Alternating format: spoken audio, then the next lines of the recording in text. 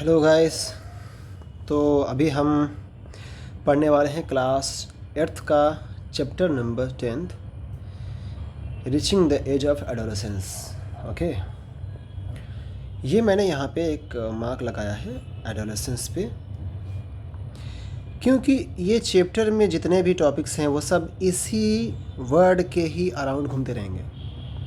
अच्छा, इतना इम्पोर्टेंट है ये वर्ड, इसके बारे में जानना ज़रूरी है।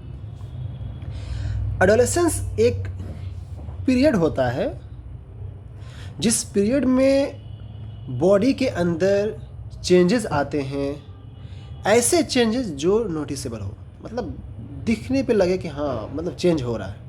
ठीक है, जैसे हाइट का बढ़ना है ना, वॉइस का थोड़ा लाउडर हो जाना है, डीप वॉइस हो जाना।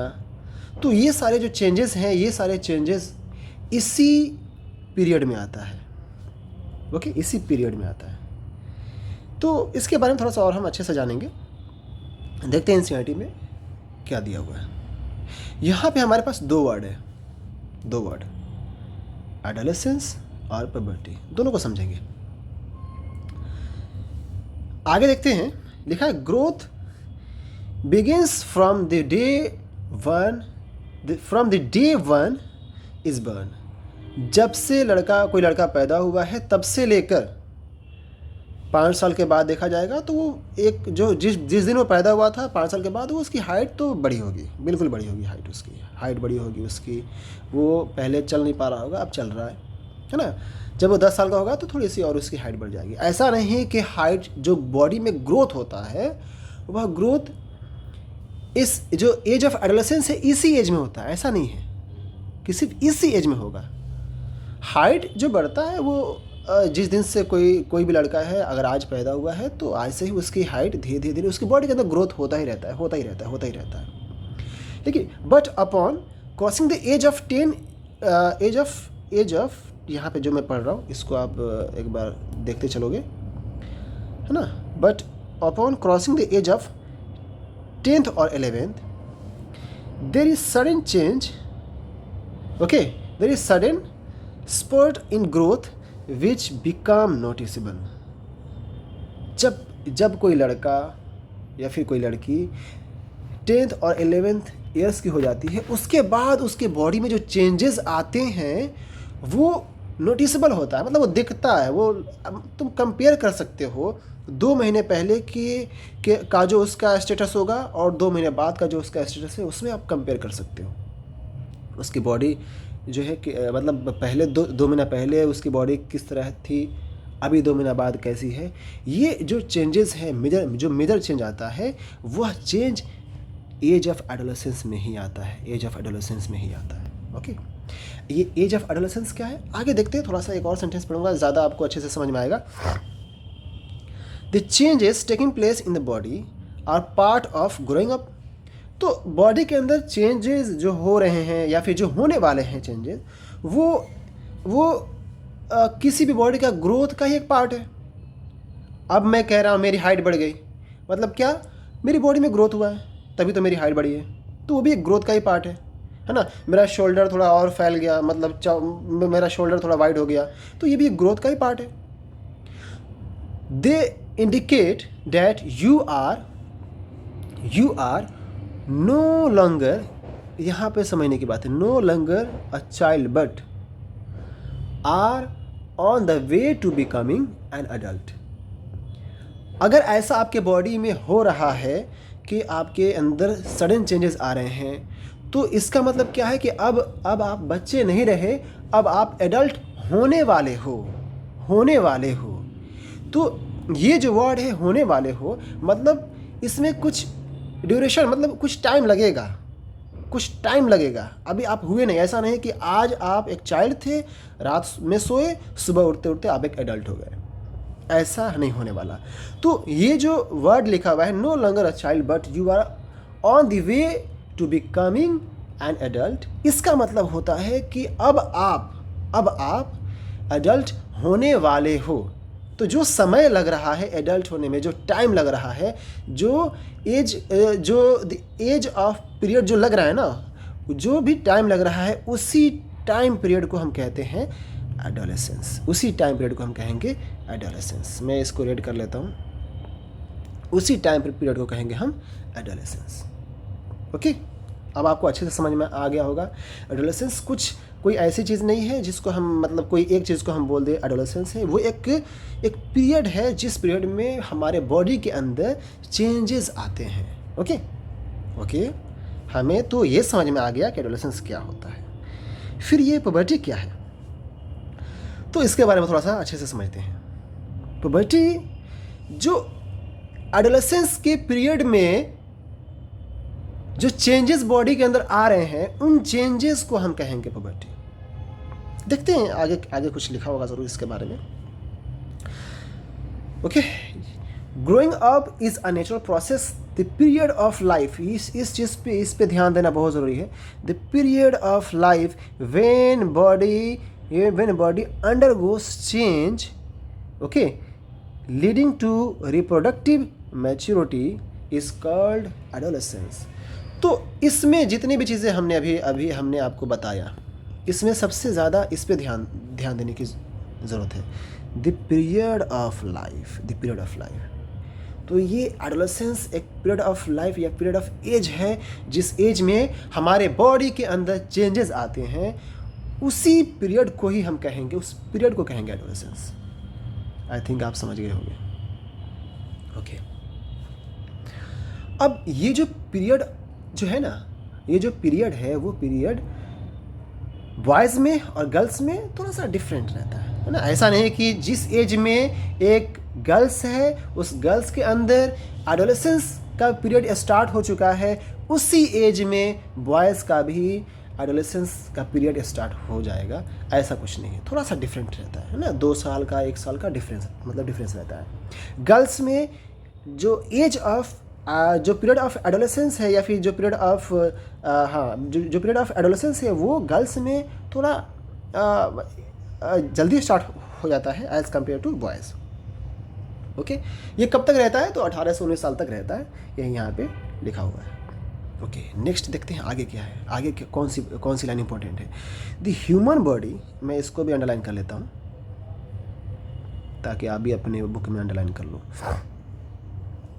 Okay, the human body undergoes several changes during adolescence. अभी हमने पढ़ा कि ह्यूमन बॉडी क्या होती है, उसके अंदर बहुत सारे चेंजेस आते हैं। उन चेंजेस के बारे में भी पढ़ेंगे, कौन कौन से चेंजेस आते हैं। अभी बस ये समझना है कि चेंजेस आते हैं, जिस टाइम पीरियड में चेंजेस आते हैं उसे हम कहेंगे एडोलेसेंस। दिस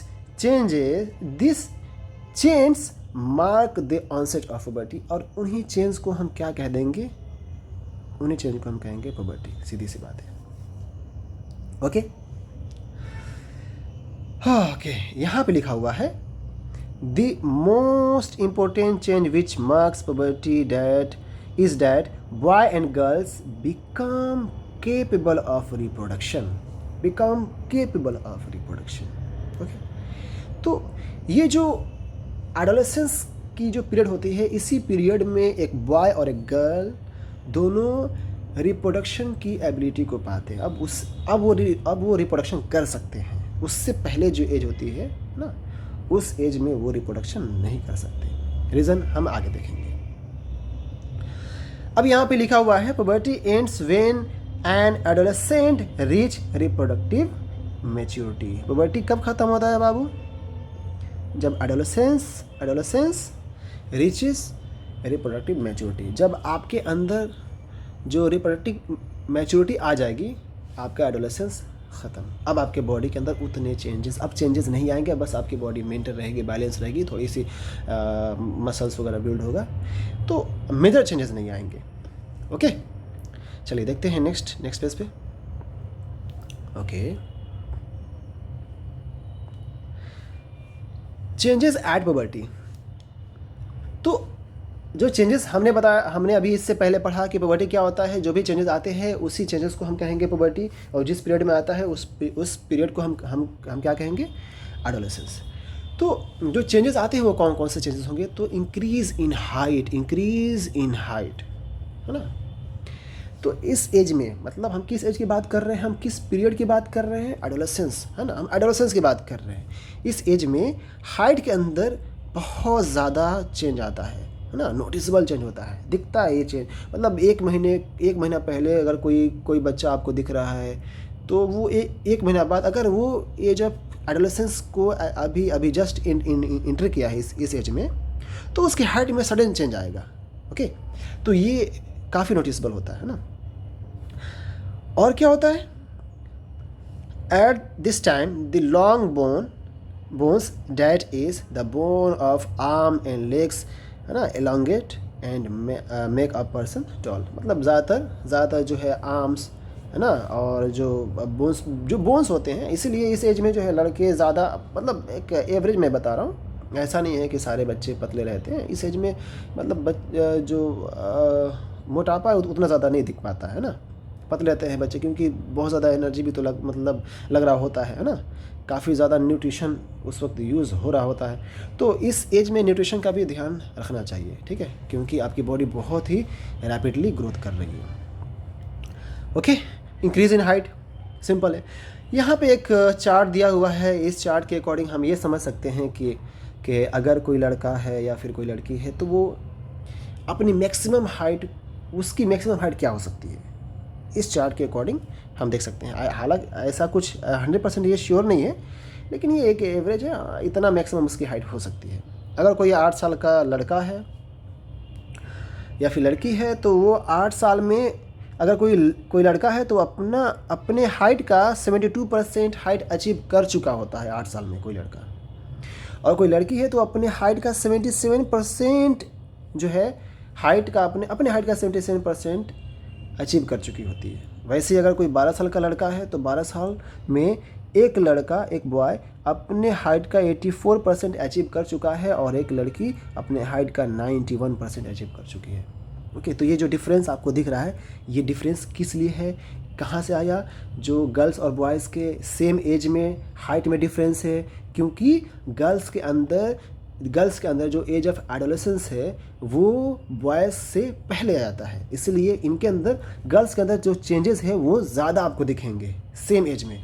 10 साल की लड़की, 11 साल की अगर लड़की है, 11 साल का कोई लड़का है, तो दोनों के अंदर चेंजेस बहुत ज़्यादा दिखेंगे, किसमें? गर्ल्स में, क्योंकि गर्ल्स उस एज में इंटर कर चुकी है, अभी बॉयज़ इंटर करने वाला है। तो बॉयज़ में उतना ज़्यादा मेजर चेंजेस आपको नहीं दिखेंगे, गर्ल्स के अंदर मेजर चेंजेस दिखेंगे। ओके, यहाँ पे कैलकुलेशन दिया हुआ है, एग्जांपल के साथ दिया हुआ है कि अगर कोई लड़का 9 साल का है ना, तो उसकी अभी की प्रेजेंट हाइट अगर 120 है, तो उसकी प्रेजेंट हाइट को डिवाइड कर देंगे उसके हाइट के प्रेजेंट हाइट के परसेंटेज से, और मल्टीप्लाई कर देंगे 100 से, तो जो भी अभी इसका यहाँ पे रिज़ल्ट आ रहा है वो मैक्सिमम उसकी हाइट होगी। ठीक है, अब ये मैंने बताया कि हाइट जो है सिर्फ इसी पे डिपेंड नहीं करता, और भी हाइट के लिए फैक्टर होते हैं। ठीक है, तो फिर भी आप इससे कैलकुलेट कर सकते हो। ये आपकी मैक्सिमम हाइट का एक कैलकुलेशन करने के लिए फॉर्मूला दिया हुआ है। ओके, आगे देखते हैं। और कुछ तो इसमें नहीं रह गया। ओके, यहाँ पे लिखा हुआ है इनिशियली, ये जो ग्राफ है इसी के बारे में ये एक्सप्लेन यहाँ पे कर रहा है। इनिशियली जो गर्ल्स होती है वो फास्टर, उनके अंदर जो ग्रो होता है वो फास्टर होता है एज़ कम्पेयर टू बॉयज़। मैंने बताया क्यों, क्योंकि वो पहले ही हमसे 1 से 2 साल पहले ही उनके अंदर एज ऑफ एडोलेसेंस हमसे पहले आ जाता है, इसलिए उनके अंदर जो चेंजेस होते हैं वो ज़्यादा दिखते हैं। ओके, इसमें कोई बड़ी ये और कोई पॉइंट नहीं है। ओके, नेक्स्ट चेंज क्या है? Change in body shape. Change in body shape. Okay, इसको देखते हैं। चेंज इन बॉडी शेप, इसको समझते हैं। ओके, तो यहाँ पे बॉडी के अंदर जो चेंजेस आते हैं, बॉडी शेप के अंदर जो चेंजेस आते हैं, उसमें बॉयज़ में जनरली क्या दिखेगा? उसका जो शोल्डर होगा वो थोड़ा सा मतलब और ज़्यादा वाइड हो जाएगा, शोल्डर थोड़ा सा वाइड हो जाएगा। और गर्ल्स के अंदर क्या चेंजेस आता है? तो उनका जो रिस्ट होता है वो थोड़ा सा फैल जाता है, ये जो रिस्ट है वो थोड़ा सा वाइड हो जाता है।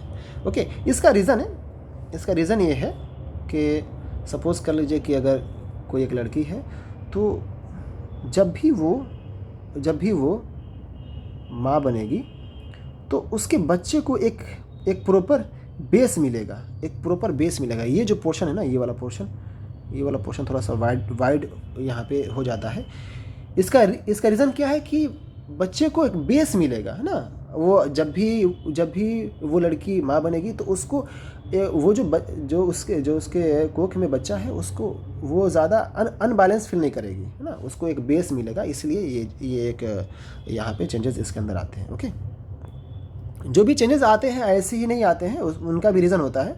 ठीक है, चलिए, तो बॉयज़ के बॉडी में क्या चेंजेस आएंगे, तो अभी हमने कहा कि उनका जो बॉयज़ का जो शोल्डर होगा वो थोड़ा सा वाइड हो जाएगा। अगर कंपेयर करेंगे जूनियर क्लास के बच्चों से, तो एक लड़का जिसके अंदर एडोलेसेंस जो एडोलेसेंस के पीरियड में आ चुका है, वो जब कंपेयर करेगा जूनियर क्लास के बच्चों से तो उसका शोल्डर जो है ज़्यादा वाइड दिखेगा।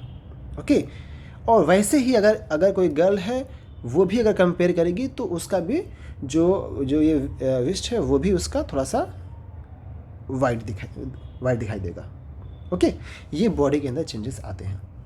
इन boys the muscles of the body grow more permanently than the girls, है ना। बॉयज़ के अंदर जो मसल्स है वो थोड़ा ज़्यादा जल्दी ग्रोथ करते हैं। इसका रीज़न क्या है वो हम जब हार्मोन पढ़ेंगे तो हार्मोन वाले टॉपिक में समझेंगे। Okay, change occurring in adolescence boys and girls are different, मतलब बॉयज़ में जो चेंजेस आते हैं वो डिफरेंट रहते हैं, गर्ल्स में जो चेंजेस आते हैं वो डिफरेंट रहते हैं। ठीक है, आगे देखते हैं और क्या चेंज होता है। Voice change. Okay, at puberty the voice box or the larynx begins to grow। तो पुबर्टी आई तो बॉडी के अंदर जो ग्रोथ है वो रेशियो में होता है। ऐसा नहीं कि एक पैर लंबा हो गया दूसरा पैर छोटा, एक हाथ लंबा हो गया दूसरा हाथ छोटा, ठीक है, ऐसा नहीं रहता, है ना। तो रेशियो में ही बॉडी की ग्रोथ होती है ना। तो जब बॉडी की ग्रोथ होती है तो उसी पीरियड में वॉइस बॉक्स में भी थोड़ा ग्रोथ होता है ना, जो बॉयज़ के अंदर ज़्यादा होता है ना। यहाँ पे लिखा है boys develop larger voice box. Boys के अंदर जो वॉइस बॉक्स होता है, जो लैरिंग्स होता है, वो ज़्यादा ग्रोथ इनके अंदर ज़्यादा ग्रोथ होता है बॉयज़ के अंदर, है ना। गर्ल्स में उतना ज़्यादा ये ग्रोथ नहीं दिखाई देता। द ग्रोइंग, इससे पहले अभी हमने यहाँ पे देखा changing occurring in adolescence boys and girls are different. ठीक है, अब ऐसा सर ऐसा क्यों हुआ, गर्ल्स का क्यों नहीं हुआ, ठीक है, तो दोनों में बिल्कुल डिफरेंट चेंजेस आते हैं। Okay, the growing voice box in boys can be see as a protruding, okay, ये protruding part of the throat, है ना। मतलब ये दिखता है, सीधी सी बात, ये ऐसे है ना, ये वाला पार्ट है, ये वाला ये शायद आपको दिख रहा होगा ऐसे। ओके, ऐसे ये वाला पार्ट, तो ये बॉयज़ में ये चीज़ें दिखाई देती है। ओके, ये चीज़ें दिखाई देती है। तो ये ऐसा क्यों हुआ, जब मैं छोटा था, जब मैं बच्चा था तो ये मेरा इतना ज़्यादा बाहर नहीं था, ये दिखाई नहीं देता था। जब मेरे बॉडी के अंदर चेंजेस आए तो उसी टाइम इसके अंदर भी ग्रोथ हुआ। ओके, ये थोड़ा सा वाइड हो गया। ओके, जैसे यहाँ पे दिया हुआ है। अब उसी ग्रोथ जो पार्ट होता है, जो ग्रोथ हुआ रहता है, इसको हम ये जो चीज़ दिखाई देता है इसको कहते हैं हम एडम सेपल। इस चीज़ को कहते हैं एडम सेपल। ओके, इसे कहते हैं एडम सेपल। अब इससे क्या होता है, सपोज कर लो कि एक होल है ये।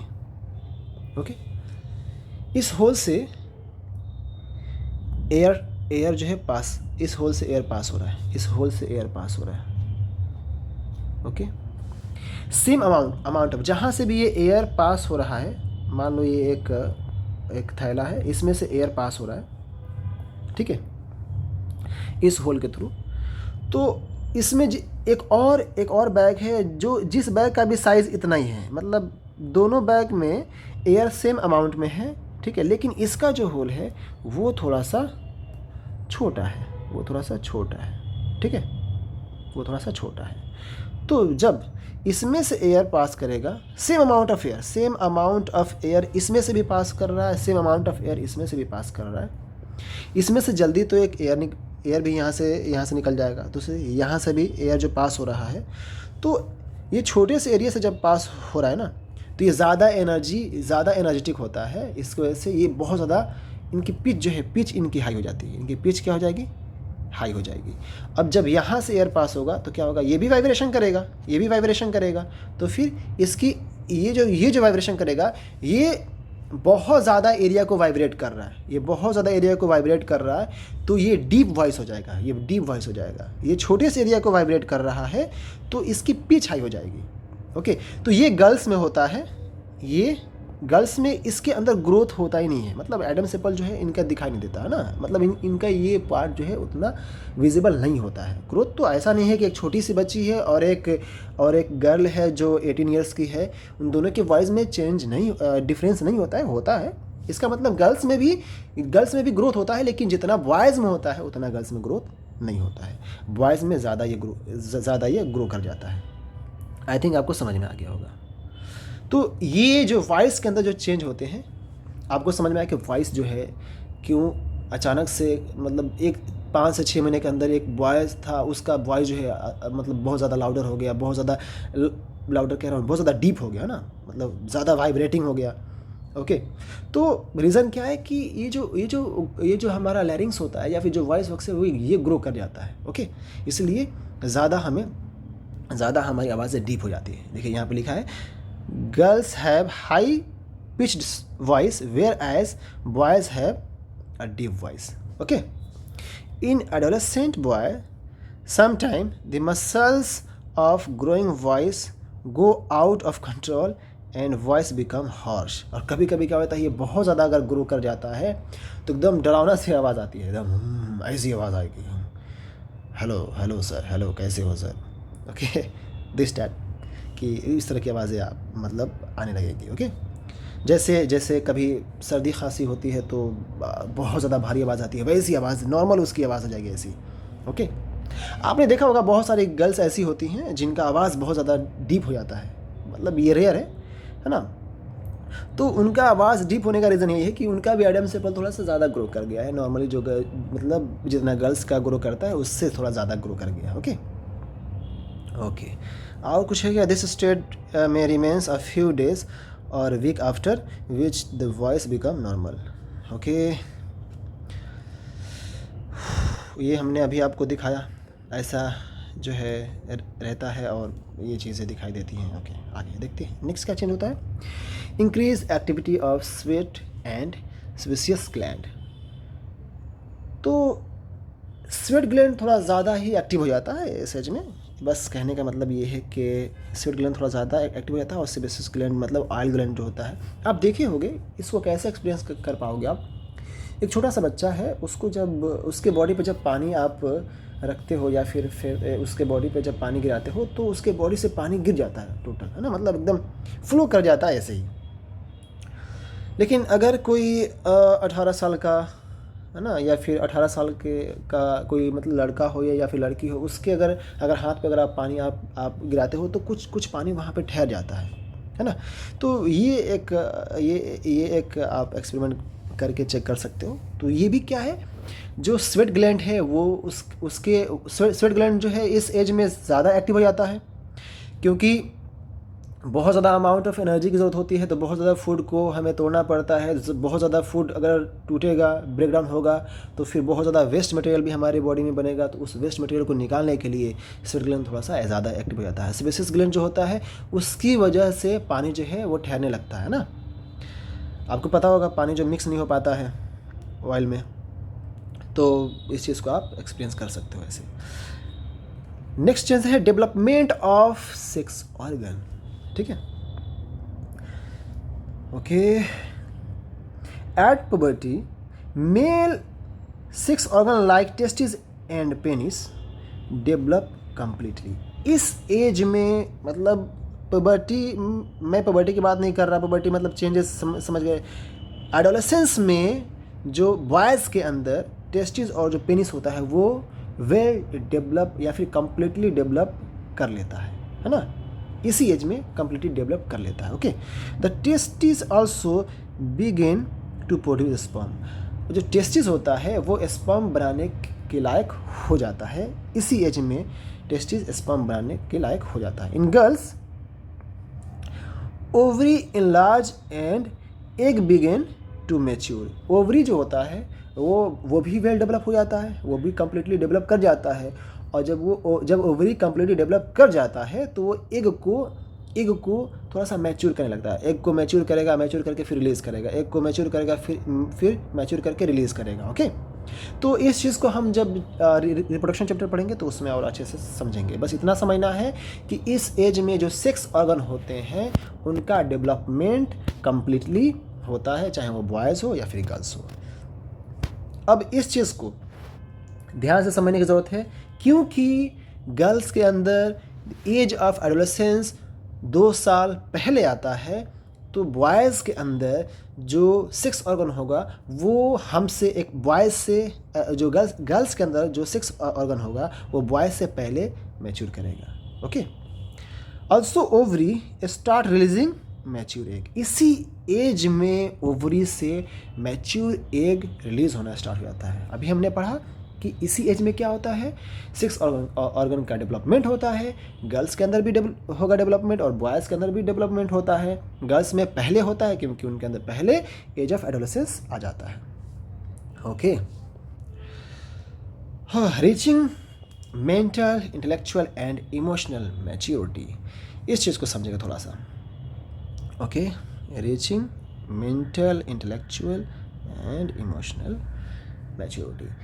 अब इसी पीरियड में बॉयज़ हो या गर्ल्स हो उनके अंदर मैच्योरिटी आती है। मैच्योरिटी इन द सेंस मैं ये कहना चाहता हूँ कि मतलब यूं ही नहीं किसी खिलौने के लिए रोना धोना बंद, है ना। एक छोटा सा बच्चा है, उसको कुछ नहीं पता कि खिलौने का क्या मतलब है, खिलौना वेस्ट ही है, आएगा टूट जाएगा, उसको कुछ नहीं जानना, कुछ जानना ही नहीं है।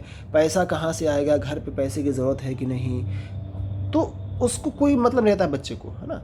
इस एज में क्या होता है कि तो थोड़ा बॉयज़ और गर्ल्स मैच्योर मेंटली जो है वो ज़्यादा मैच्योर हो जाते हैं। ओके, वो सोचने लगते हैं कि हाँ मुझे किस चीज़ की ज़रूरत है, किस चीज़ की ज़रूरत नहीं है ना। वो घर में जब मम्मी पापा बात कर रहे होते हैं तो उसमें वो डिसीजन ले पाता है, थोड़ा सा इस चीज़ को वो बोल पाता है कि पापा ऐसे नहीं, ऐसे आप ऐसे करेंगे तो ज़्यादा अच्छा होगा, या फिर जो मम्मी पापा बातें कर रहे होते हैं उस चीज़ को ये समझ रहा होता है। ओके, तो इस एज में ये जो मैच्योरिटी आती है सोचने की, समझने की। अब कोई एक छोटा सा बच्चा गया सामान ख़रीदने के लिए दुकान पे, दुकानदार बोला कि अपने पैसे दो, ये सामान, ये खिलौना ले जाओ। छोटा सा बच्चा, उससे कोई मतलब नहीं, वो 500 का नोट है या 2000 का नोट है या 100 का नोट है, वो लिया, 10 रुपये का खिलौना लेकर गया, उससे कोई फ़र्क नहीं पड़ता है।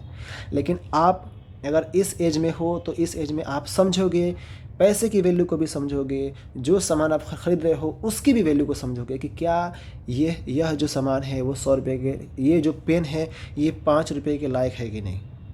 ओके, यह जो पेन है वो 10 रुपये के लायक है कि नहीं। तो ये जो चीज़ है, ये जो डेवलपमेंट हुआ है, ये जो मैच्योरिटी आई है, वो एज ऑफ एडोलेसेंस में ही ये भी मैच्योरिटी हम गेन करते हैं। Adolescence is also a period of change in a person way of thinking. Okay? इस एज में क्या होता है, पर्सन जो बहुत ज़्यादा सोचने लगता है, हर एक चीज़ को लेके थोड़ा ज़्यादा मतलब अपने बच्चे सोचते हैं, समझते हैं कि हाँ टेस्ट होने वाला है, ये चीज़ को पढ़ना है, खुद से पढ़ने बैठना है ना। एग्ज़ाम आने वाला है, आज तो पढ़ना चाहिए, आज तो पढ़ना पड़ेगा, फेल हो जाऊंगा तो क्या होगा, मेरा करियर क्या होगा। तो ये मतलब ये बहुत सारी चीज़ें, मैं बस इसी वे में नहीं बोल रहा हूँ, बहुत सारी चीज़ें बच्चे सोचते रहते हैं। Okay, adolescent are more independent than before and are also self conscious. मतलब इंडिपेंडेंट एंड मतलब वो अब इसी एज में मतलब हर एक चीज़, जैसे मैं कैसे बता सकता हूँ इसको आपको कि मतलब समझ में आने लगता है कि जैसे ये चीज़ आपकी है ना, तो आप अपनी चीज़ों का ज़्यादा केयर करते हो। ओके, जैसे सपोज़ कर लो कि आप बैट लेकर गए तो बैट कहीं पे भी छोड़ के नहीं आ जाओगे। आप पता चला छोटा बच्चा है, चप्पल पहन के, शूज़ पहन के गया था पार्क में खेलने और शूज़ उधर ही छोड़ के आ गया, फिर मम्मी पापा जा रहे हैं वहाँ से लाने। तो इस एज में सब चीज़ जो है अपने सामान का ध्यान रखना, अपना सामान अपना लगना, ये सारी चीज़ें इसी एज में आप फील कर पाओगे। Okay, intellectual development take place and they tends to spend considerable time thinking. Okay, in fact you often time one life when brain the greatest capacity for learning, है ना। मतलब इसी एज में आप पढ़ोगे तो बहुत ज़्यादा उस चीज़ को मतलब ज़्यादा ईजिली तरीके से आप लर्न कर पाओगे, उसको सेव कर पाओगे, उसको रिमेंबर कर पाओगे. Okay. An adolescent way feel while the trying understand the changes of body and mind, but also adolescent learner, you should know that there is no reason to feeling insecure. Okay. These changes are natural part of growing up. एक second, इस line को मुझे फिर से पढ़ना पड़ेगा. Adolescent way feel insecure while trying to adjust to the change in body and mind. अच्छा, okay. मतलब इस एज में जो है ना थोड़ा सा आपको फील होगा अजीब टाइप का, मतलब थोड़ा सा अब हर एक चीज़ डेवलप कर रहा है ना, एनर्जी की कमी होगी, है ना, थकान फील होगा, तो इस चीज़ से ज़्यादा टेंशन लेने की ज़रूरत नहीं है, ये इस एज में होता रहता है. Okay okay. तो ये सारे पॉइंट्स हमने कर लिया क्लियर. सेकेंडरी सेक्सुअल कैरेक्टर, इसको भी देख लेते हैं. सेकेंडरी सेक्सुअल कैरेक्टर क्या होता है समझ लेते हैं. ओके. हमने तो ये समझ लिया कि testis and ovaries are the reproductive organ. ठीक है. They produce the gamete that is sperm और ओवा. मतलब जो मेल होगा उसके अंदर स्पर्म का फॉर्मेशन होगा, जो फीमेल होगी वो ओवा रिलीज करेगी. Okay. In girls the breast begin to develop at puberty. ये सेकेंडरी कैरेक्टर है इसका, sexual character, secondary sexual character है ना. इस एज में मतलब एडोलेसेंस में गर्ल्स के अंदर जो ब्रेस्ट होता है वो थोड़ा सा वो ज़्यादा डेवलप कर जाता है ना. ब्रेस्ट मतलब mammary gland. Okay. Mammary gland ज़्यादा डेवलप कर जाता है. ओके. यहाँ पे देखते हैं. And boy begin to grow facial hair. Boys के अंदर देख रहे हो आप अब इस चीज़ को कैसे, है ना, ये मेरी मूछें रहीं और ये मेरी दाढ़ी, है ना. तो इस एज में क्या होता है, अब मुझे देख के कोई तो ही ना कहेगा कि ये एक लड़की है, और एक लड़की को देख के थोड़ी ना, मतलब बाहर से ही देख के पता चलता है कि हाँ ये लड़की है और ये लड़का है. तो ये जो जेंडर का डिफरेंस आप कर पा रहे हो यही है secondary sexual character. Okay. As feature to help distinguish male from the female, they are called secondary sexual character. मतलब देख कर ही बता दिया कि हाँ ये एक लड़की है ना. मैंने बताया था कि किसी लड़की का जो एडम सेपल है वो किसी लड़की का जो ये वॉइस बॉक्स है वो ज़्यादा ग्रो कर जाता है, तो उसकी भी साउंड ज़्यादा डीप हो जाएगी ना. तो साउंड से तो कभी कभी कन्फ्यूज़ हो जाओगे, लेकिन जब आप उसे देखोगे तो उसको देख के आप डिफ्रेंशिएट कर पाओगे कि हाँ ये लड़की है और ये लड़का है. तो ये जो चेंजेस, ये जो आप डिफरेंस कर पा रहे हो जिन चेंजेस को देखकर, वह चेंजेस कहलाएंगे secondary sexual character. Okay. Boys में और क्या तो also develop hair on chest. ये सिर्फ बॉयज़ में होता है ना. In both boys and girls hair grow under the arms and the region above the thighs और प्यूबिक रीजन, है ना. जो मतलब रिप्रोडक्टिव पार्ट होता है मेल और फीमेल का, वहाँ पे भी बाल का आना, तो ये भी चेंजेस आते हैं इसी एज में, है ना. तो आपको क्या समझ में आया सेकेंडरी सेक्सुअल कैरेक्टर क्या है. बॉयज़ में हम कह सकते हैं दाढ़ी मूंछ. ओके. और गर्ल्स में हम क्या कह सकते हैं, है ना, उनका जो चेस्ट है उनका जो ब्रेस्ट है, ब्रेस्ट का ग्रो कर जाना, मेमरी ग्लैंड. ओके. तो ये हेल्प करता है बॉय और गर्ल को डिस्टिंग्विश करने में, बॉय और गर्ल्स को ये करने में, है ना, इंडिकेट करने में. इंडिकेट क्या मैं कह रहा हूँ, मतलब पहचानने में. ओके. कोई वर्ड नहीं मिल रहा अभी. The changes which occur at adolescent are controlled by hormone.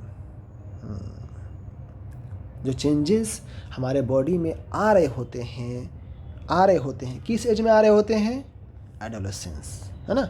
Adolescence क्या है, एक पीरियड है लाइफ का, है ना, एक पीरियड है एज का, जिस एज में हमारे बॉडी के अंदर चेंजेस आते हैं. वो चेंजेस कंट्रोल होता है हार्मोन के थ्रू. उन चेंजेस को कंट्रोल करता है हार्मोन। वो चेंजेस आते हैं हार्मोन की वजह से। ओके, वो चेंजेस लाते हैं हार्मोन, वह चेंजेस आते हैं हार्मोन की वजह से। और वो जिस एज में चेंजेस आते हैं, जिस पीरियड में वो चेंजेस आते हैं, उन्हें कहते हैं एडोलेसेंस। और जो चेंजेस आ रहे हैं उन चेंजेस को कहेंगे puberty. Okay, hormones are chemical substance. अगर पूछा जाए व्हाट इज हार्मोन, तो अभी के अकॉर्डिंग आप क्या लिखोगे? Hormones are nothing but it's a chemical substance. Okay, these hormones these are secretions from endocrine gland। दो तरह के होते हैं, इंडोक्राइन भी होता है और एक्सोक्राइन भी होता है। तो अभी इसको अच्छे से डिटेल में नहीं पढ़ना है। इंडोक्राइन ग्लैंड से हमें हार्मोन जो है सिक्रेट होते हैं। मेल के अंदर कौन सा हार्मोन बनता है? तो मेल के अंदर male hormone is also known as a testosterone hormone. Okay, begin to release by the testis at onset of puberty. ये टेस्टिस से रिलीज होता है। Okay, this cause change in boys about which you have just learn. जो भी changes हमने पढ़ा, height का बढ़ना, मसल्स ग्रोथ करना, शोल्डर वाइड हो जाना, है ना। तो ये जो चेंजेस आ रहे हैं या फिर जो सेक्सुअल ऑर्गन है उनका डेवलप करना, ये चेंजेस जो आए हैं, वो सारे चेंजेस का जो आए हैं उनका रिस्पॉन्सिबल कौन है? टेस्टोस्टेरोन, है ना। ये वाला वर्ड ओके, ये वर्ड उसके लिए रिस्पॉन्सिबल है। ओके, कह रहा है for example the growth of facial hair once puberty is rich in girl ovary begin produce the female hormone। जैसे ही फीमेल के अंदर पुबर्टी आता है, फीमेल के अंदर कौन सा हार्मोन रिलीज होता है? एस्ट्रोजन।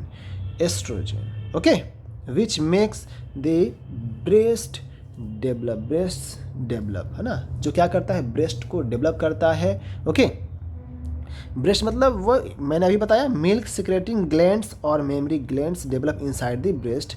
ब्रेस्ट के अंदर मेमरी ग्लैंड डेवलप करता है। ओके, ब्रेस्ट के अंदर मेमरी ग्लैंड डेवलप करता है। ओके,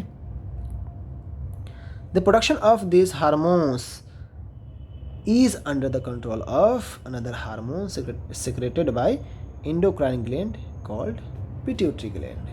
तो ये जो हार्मोन हमने अभी पढ़ा, कौन कौन से हार्मोन हमने पढ़ा टेस्टोस्टेरोन। ये जो टेस्टोस्टेरोन है, ये टेस्टोस्टेरोन रिलीज होता है, इसको कंट्रोल कौन करता है? ये कंट्रोल करता है पिट्यूटरी ग्लैंड। ये जो एस्ट्रोजन हमने पढ़ा, ये भी रिलीज होता है, इसको कौन कंट्रोल करता है? Pituitary gland. Okay, pituitary gland in दोनों को रिलीज कराता है या फिर इन दोनों को कंट्रोल करता है। अब बच्चे कुछ ये सोचेंगे कि बॉयज़ के अंदर टेस्टोस्टेरोन होता है और गर्ल्स के अंदर एस्ट्रोजन होता है। तो ऐसा कुछ नहीं है।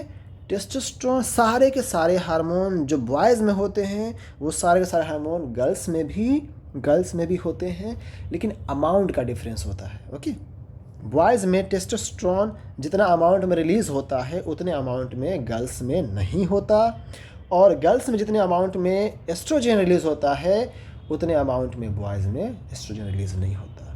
लेकिन सारे के सारे वो हार्मोन जो बॉयज़ के अंदर होते हैं, वही हार्मोन गर्ल्स के अंदर भी सारे के सारे होते हैं।